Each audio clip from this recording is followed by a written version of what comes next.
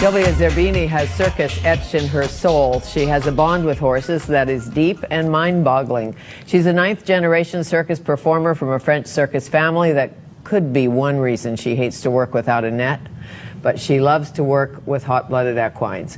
She first trained Arabian horses when she was 15 years old. It is my pleasure to welcome Sylvia Zerbini from Cavalia to Studio 4 to tell us more. Good morning. Good morning. What an amazing thing it was to see you on opening night with those horses running free, but minding you. Yeah, it is pretty incredible. I work anywhere from 8 to 10 horses. I think I performed 9 horses the evening that you were there, and there's geldings and stallions mixed together, and what you witness is a natural herd, and I react and interact with them as if I'd be a part of a horse. And what I've learned is their language. And that's how I'm able to control that many horses at one time, to be able to do different disciplines. I'll organize them, disorganize them, but the most important part for me is to be able to keep the attention of all 9 to 10 horses. That gets challenging sometimes, but most of the time is pretty easy. And they're all men. They're all men. That makes it the easy part. No girls in the crowd. Exactly. Right? In fact, there are no mares, no female horses in the show. No mares. We have only stallions and geldings. Why? Well, if we had mares, I don't think we'd be able to keep the attentions on the stallions. Exactly. They'd try to fool around. Yeah. Even the geldings. Even the geldings. Perhaps. Why Arabians for you in this particular segment? You know, I've worked with many breeds, and I feel that the Arabian horse is more playful. More so than the Spanish horses, and I just find them that they bond a lot easier, and they're more animated than the rest of the breeds. And when I work big groups, I feel that they bond easy, more so than the other horses. Is there an alpha horse always in a herd of 9 or 12, a horse that's leading the way? You're running the show, I'm assuming, but the horse is somehow saying, I'm the head horse here. She may be beautiful and in the middle, but I'm running this part. You know, like in the wild, there's always an alpha horse. It's the protector. It's the one that brings them to the food, to the water, that protects them from danger from the other horses. And in my herd, I've established to be the alpha.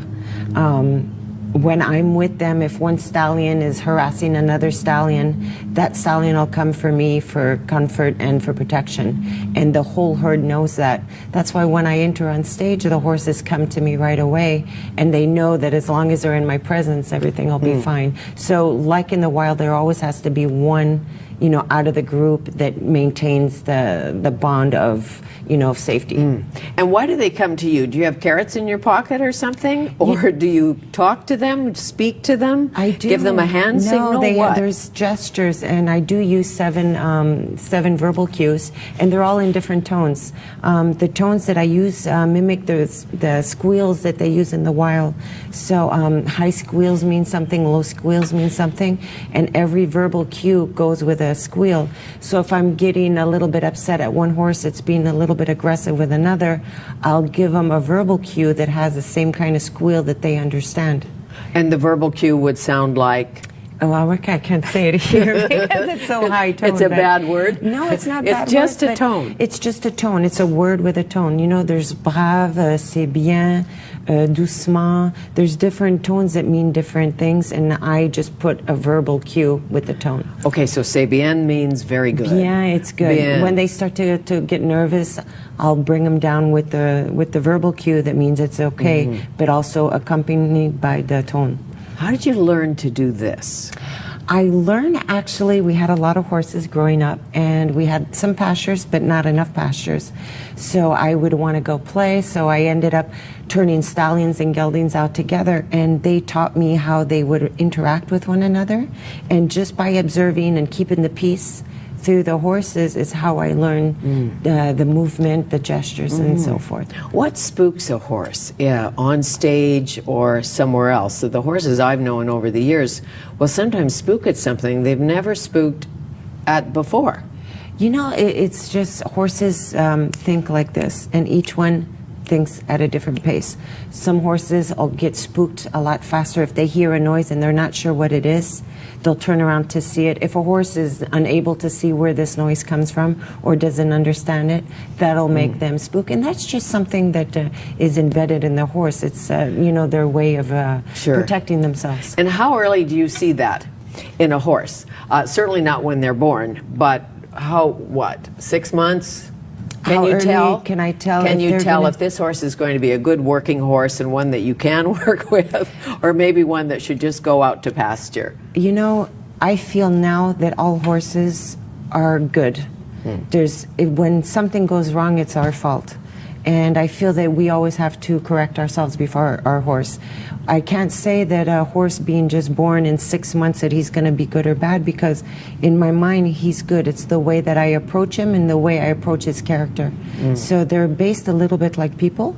We have to treat them individually, and we really have to listen to their silent language. And when Normand Latourelle was here, he said in Cavalia, it's really the horse who runs the show. He's right. We actors and acrobats and musicians are there, but it's the horse who's running the show. He's absolutely right, and it's for us to adapt to the horse, to what they're giving us as signals and signs and energy.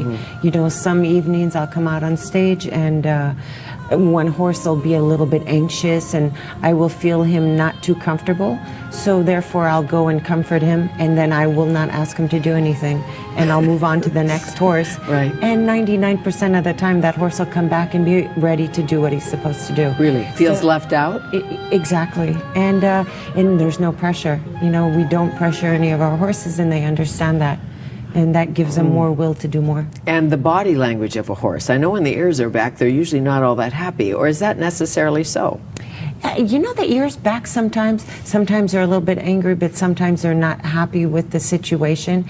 And I mean, in a split second, those ears can come forward. When I see one of my horses putting his ears back because one's coming up behind him a little bit too fast, I will call that horse's name and reassure him, and those ears will come forward. So it's just uncertainty sometimes. Sure. Do they all have names? Yes.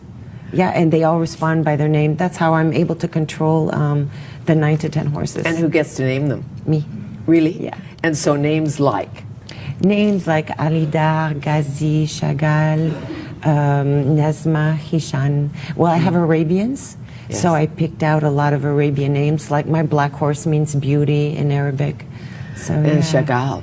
Chagall, because he's an artist. Of course he is. Of course he is. Most of the time. Most of the time. Yeah. How old are most of these horses? They range from ages 3 to 13.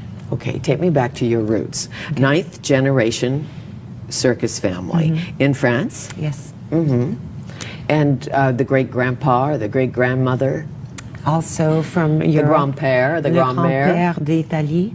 So I have French-Italian blood, and my family was, in France and in Europe traveling with circuses for many years. Doing what? My grandfather was famous with horses, and my grandmother did aerial work.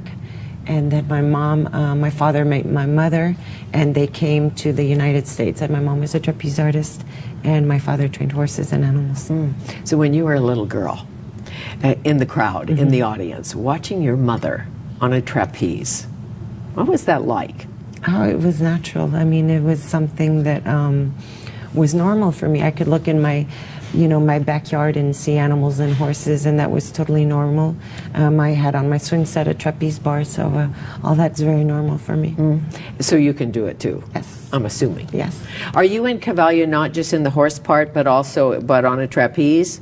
No, in Cavalia, I only do the horse work. Normand does not want me on a trapeze. I see. Because we can get acrobats, but we can't get horse whisperers.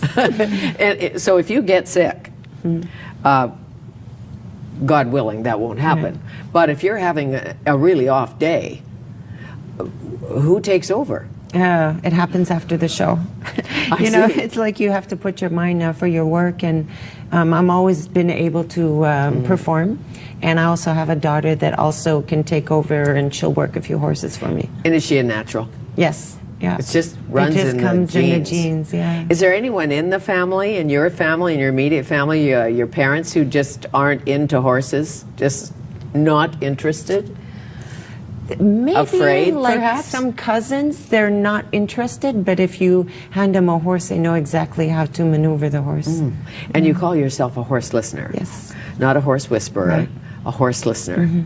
So when we come back, we'll talk more about that and about the other horses in the show, because my gosh, those two big Percherons. Oh, they're great. I had Percherons, Hank and Audrey. I'm telling you. They're hard to even put a harness on. I can't imagine how you get them to do what they did in Cavalia. We'll come back. Sylvia Zerbini, our guest, she's a 9th generation circus performer. She can fly on a trapeze, but mostly she can communicate with Arabians. Have you ever tried to do what you do with quarter horses? I've tried it with every Shetland breed. ponies. Yes. Actually, the quarter horse was one of my very first horses when I was 10 years old. And I had a Shetland when I was 8. Okay. Yeah. And you remember the name, I bet. Yes. Silver was the Shetland pony, and Honey was the quarter horse. Of course. My first horse was Frisky. And she was a fat little mare. And she wasn't all that frisky. No. Promise. Full of attitude, though. Full of attitude, Yes. yes, and really fat. Yes. So on the day of a performance, how do the performers bond with each horse, or do they? Do they go backstage and say hello? Well, at Cavalia, the philosophy, the horses are the four-legged stars, so it's very important for our riders and all our acrobats that work with the horses to have a special bond. So they're required to come in the morning and groom their horses.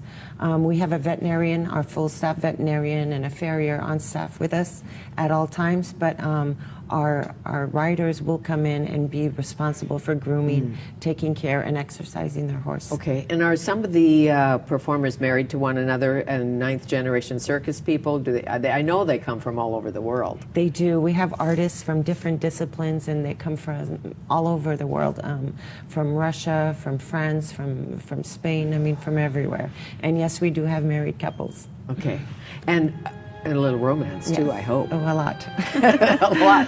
Why not? What's the actual surface? Is it sand and sawdust, or? Well, we have a mixture. We have a mixture of sand and dirt. We have special dirts. We have a combination of 3 different types of textures to be able to have that stickiness. So when the horses are galloping around stage, that they don't slide or slip. So we have special contractors that come in and prepare the footing. That takes normally about 4 days. Yes, and look at that. Goblet. I've always thought a horse like you to blow up his or her nostril. I don't know if it's true. My horse is sort of like that. If you blow up their nostril, I don't Yeah. know why. There's different smells. Is that it? You're curious, yeah. They are very curious, and they are flea animals. So the minute they don't want to be around you, they just take off. They do go. So that's really important, and to keep everything entertaining for them. It's, the mind is the most important part of the horse to maintain. And that's why at Cavalia, every horse has to go outside every day. It's a rule. Rain or shine, they need their paddock time. So mentally, we have to preserve them because they are performing horses. And it's important for us to make them feel like it's not work. So when I'm presenting the Liberty horses, they really have to understand that we're having fun and we're playing, and it's not, necessary to have to do the same thing every evening. Okay, and do they get it, do you think, when the crowd stamps their feet and claps? Are they enjoying it? I know I'm asking you to think horse, but Definitely. what if no one clapped? What if they were in there, they were frolicking and minding and being perfect, and it was silent? You know what? They feed off Like of at energy. rehearsal. No, exactly. They feed off of energy. And the horses do respond to the energy of the public, and I do feel them enjoy it. It gives them a reason and a purpose.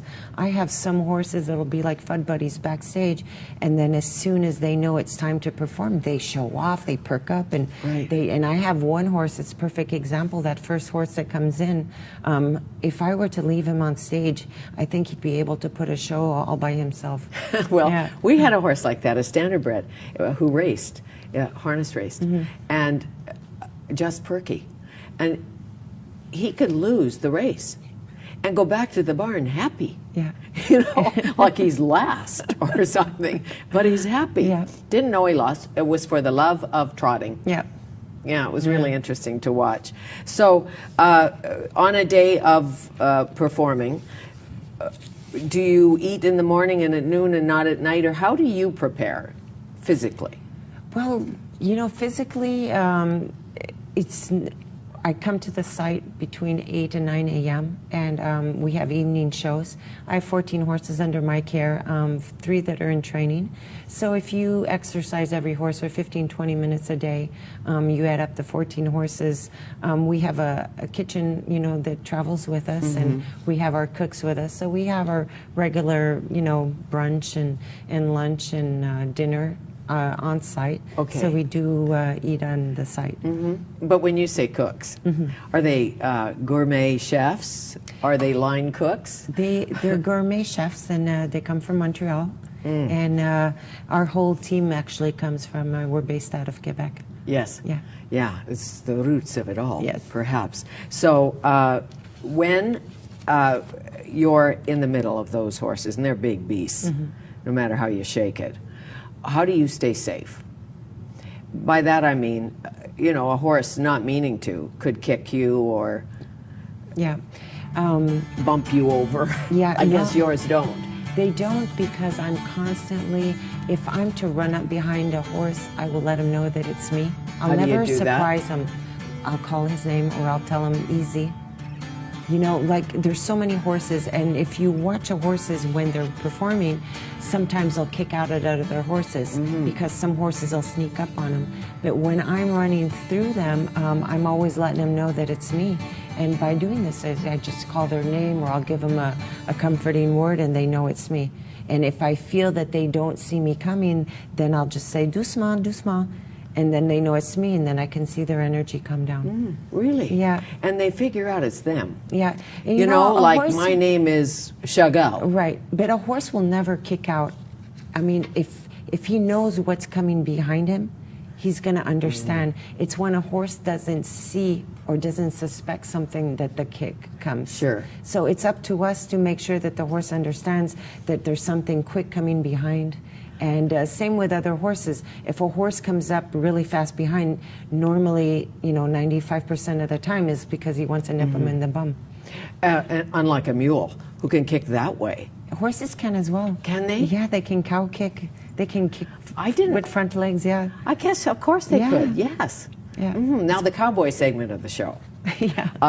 It's so great. They're having so much fun, and they're moving. Yeah. Those boys and those horses and girls. That Yes. one woman, my God. Oh, Fairlyn. Isn't she amazing? Yeah, from South Carolina. Yeah. She's great. Is she? Yeah. South Carolina, and everybody seems to have long hair, even the guys. Yeah. It's part It's of the. organic. Our show's very organic. It's very organic, Yes. and it's part of the art. It is.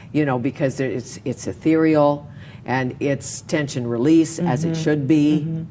What happens when somebody gets injured? Is Well- there a doc backstage? How does that work? We do have a doctor that travels with us, and he is also a chiropractor, and he does all our body massaging and works on our muscles. But we'll get the twisted ankles, we'll get, some knee injuries and stuff, and he'll address them. And then we normally have, if we have to take anybody to the hospital, that happens. But, most of the part, we're pretty fortunate. Sure. And when you move the show, are the horses shod? Yes, some of them. Only the ones that need corrective shoeing. We believe that horses need to, if they're doing well, they don't need shoes. Some of them need them. Some of them will be corrected until we can pull the shoes off. Right. But yeah. So when you move them, by truck, by plane? We transport both, actually, depending on the length of our journey. If we do, for instance, we came from California, we did 2 stops. So we will keep the horses in the trailer for 9 hours. We will stop at an equestrian center, unload, let them rest through the night, load back up the next day, do the other 9 hours, remove them out of the trailer, and then they'll stay about 10 days in an equestrian center, and then about an hour away from here, then the horses come in. If anything is over 15 hours, if we have to go to Quebec from Vancouver, the horses will be flown. On the 747? Exactly. Really? Yeah. So when they fly, so they don't bump around. Obviously, they have some kind of protective gear on, or shoes, or what? Yeah, it's same as if we were to transport by truck. Horses have protections for their legs. They're wrapped. They have head guards. They have tail wraps. They're guarded up and we put little light sheets on them. And yeah, they're all pampered up. What does a ticket cost? I have to imagine what it costs to fly them across the You know, country. the ticket price is not so bad when I think of the expense. You know, we have 59 horses.